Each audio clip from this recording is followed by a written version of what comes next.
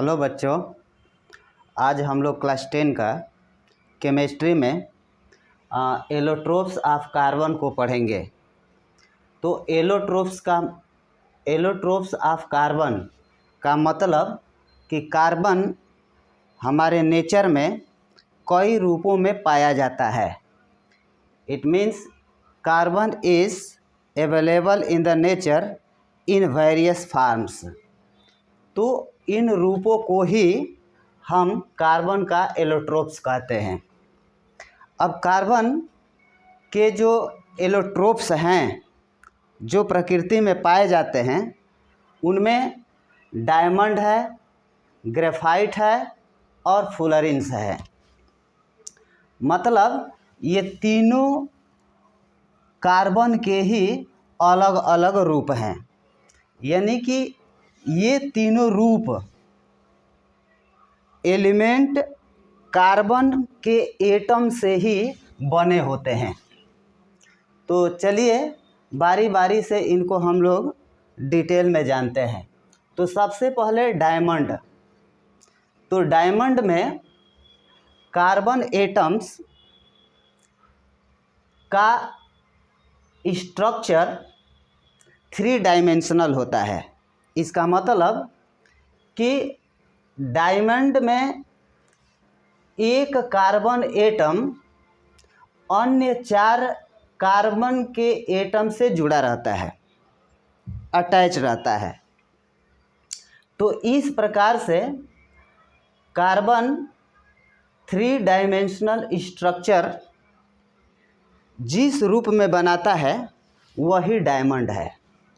यानी कि डायमंड में कार्बन का अरेंजमेंट बाकी जो इसके ग्रेफाइट और फुलरिन 2 अन्य एलोट्रोप्स हैं उसमें कार्बन का अरेंजमेंट डायमंड में कार्बन एटम के अरेंजमेंट से अलग होता है।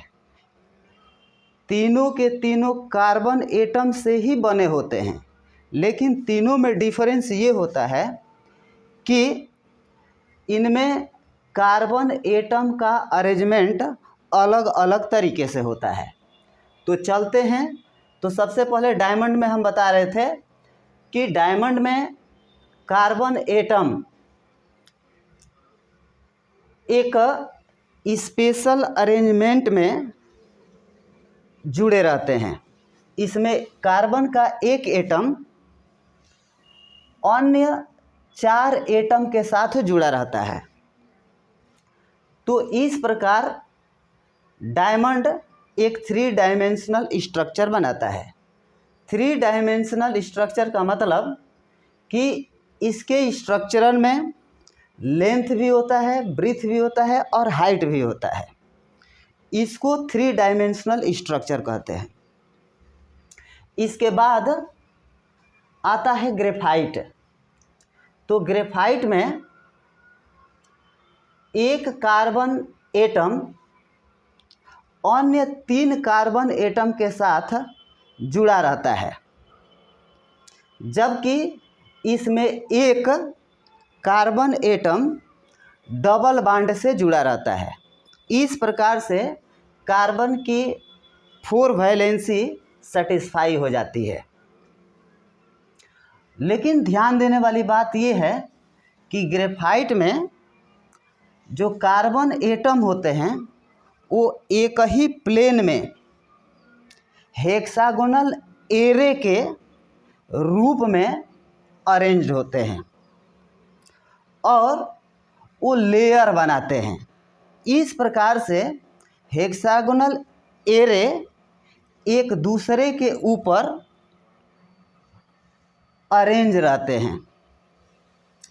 तो ग्रेफाइट में कार्बन एटम्स हेक्सागोनल एरे के रूप में अरेंज होकर लेयर बनाते हैं, जिससे कि ये सॉफ्ट होता है। इसके लेयर फिसलते रहते हैं। इसी प्रकार से चलते हैं फुलरिन्स।